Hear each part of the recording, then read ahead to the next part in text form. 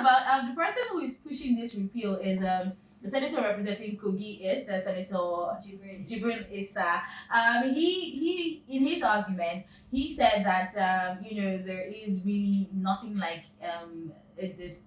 how to distinguish between consent, absence of consent, consent obtained by fraud, undue influence, and other unlawful means, adding that this suggests the past law was deceitfully presented.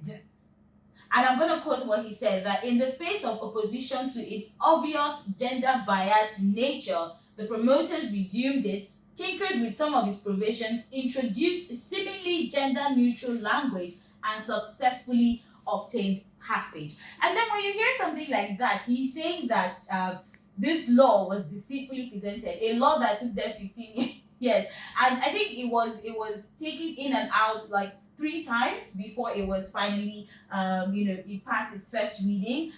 Then you now tell us that this law was passed deceitfully and that it's gender biased. Meanwhile, the law has a gender neutral language. What do you say to that?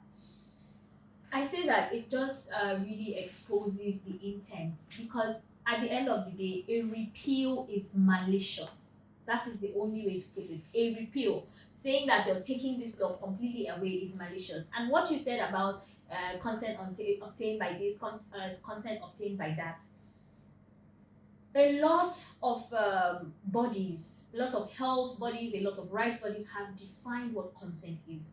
If you're talking about consent obtained by fraud, that is not consent. Exactly. That is not consent. And that shows that Senator Jibrin Isah is not listening to people who know what they're talking about when it comes to human rights and health. Because at the end of the day, Senator Jibrin Isah is not somebody that has worked in the humanitarian space. He's not a doctor. He's not a public health professional. He's nothing around health. He's nothing around human rights. He is a politician and a banker. So at the end of the day, he handles finance and handles politicking.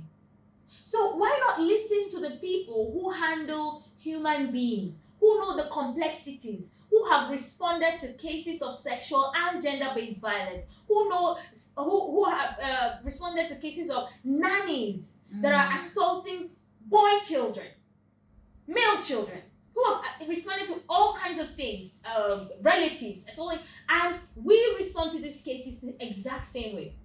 And what he's saying is that the law is biased.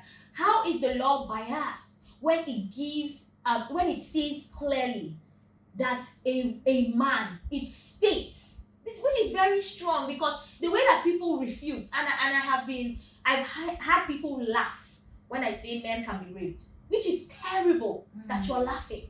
It's not even just